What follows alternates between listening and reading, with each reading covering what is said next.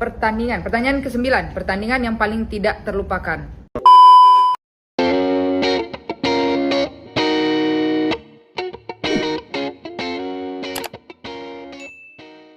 Oke, gue mau jawab 10 pertanyaan nih. Pertanyaan pertama, ada niat jadi pelatih SD nggak?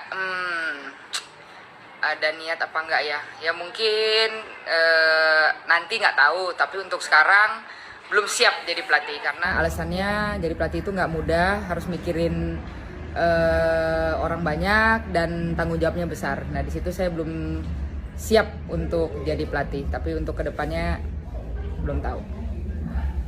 Pertanyaan kedua, what's her activity nowadays? Tiap hari pengacara, pengangguran banyak acara, enggak deng. Sekarang aktivitinya karena lagi bangun rumah, jadi lagi sibuk untuk prepare finishing rumah dan juga prepare bisnis. Ada 9 Family Reflexology dan properti klaster kecil-kecilan di daerah Bekasi. Pertanyaan ketiga, Cibutet keganggu nggak kalau ada fans yang nyamperin terus minta foto dan panggil-panggil Cibutet? Nggak sih, saya menikmati itu karena ya saya tahu tanpa kalian, tanpa fans, kita juga bukan siapa-siapa dan kita karena kalian kita jadi tambah semangat, tambah motivasi untuk kasih yang terbaik untuk Indonesia. Oke, sekarang pertanyaan keempat, bagaimana kesannya masuk ke dalam Hall of Fame BWF? Ya kesannya pasti bangga, seneng. Sebenarnya kaget juga karena saya bisa terpilih masuk di BWF Hall of Fame dan saya doang, Tontowi belum. Jadi saya bilang sama Tontowi, sabar ya, mungkin nanti akan ada waktunya. Tapi sekarang giliran gue dulu yang masuk. Oke, pertanyaan kelima, pas di court dan ketinggalan poin jauh banget dari lawan, apa yang Cibutet pikirin?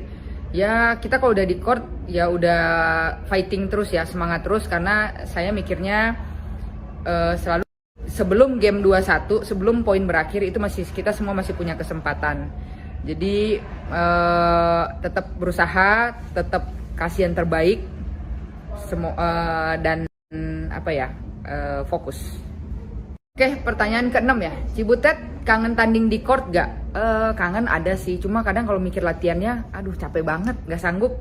Kalau tandingnya doang sih mau, tapi latihannya nggak mau, berat latihannya. Jadi kangen ada, tapi sekarang udah saatnya menikmati. Ya, pertanyaan ke-7. Gimana perasaan seorang Butet melihat kondisi sektor ganda campuran kita sekarang? Ya, perasaannya prihatin ya pastinya, karena harapan saya ganda campuran setelah saya pensiun prestasinya lebih bagus bahkan dari saya gitu ya. Cuma ya namanya permainan itu pasti ada menang ada kalah. Saya rasa ganda campuran atlet-atlet juga pengen kasih yang terbaik. Cuma mungkin banyak kekurangan, banyak faktor yang harus dibenahi dari segi teknik, mental dan fisik. Dan saya rasa pelatih-pelatih di PBSI juga udah paham, tinggal gimana atletnya lebih memotivasi dirinya lagi untuk menjadi lebih baik supaya bisa masuk di top ranking dunia. Oke, pertanyaan ke-8. Apa perbedaan saat Cici menjadi atlet dan sesudah pensiun? Ya, perbedaannya banyak. Contohnya nih, di M-Banking aja deh. Biasanya biru, sekarang banyaknya merah gitu. Sama mungkin aktivitasnya beda ya. Kalau jadi atlet itu bangun pagi udah latihan, pulang tidur, sore latihan lagi. Nah, sekarang udah pensiun, lebih menikmati hidup ya, lebih santai, waktu sama keluarga juga banyak, mau liburan juga anytime tinggal atur. Ya lebih banyak waktu kosong lah. Kalau dulu kita punya tanggung jawab, punya beban untuk berprestasi ya, jadi waktu-waktu kosongnya jarang, jadi dipakai untuk latihan. Pertanyaan ke-9, pertandingan yang paling tidak terlupakan. Waduh, banyak sih ya, kesannya banyak. Mungkin yang tidak terlupakan ada yang sedih, ada yang senang. Yang sedihnya waktu semifinal di kejuaraan dunia di Istora tahun 2000 berapa itu ya? Lupa lah 2000 berapa.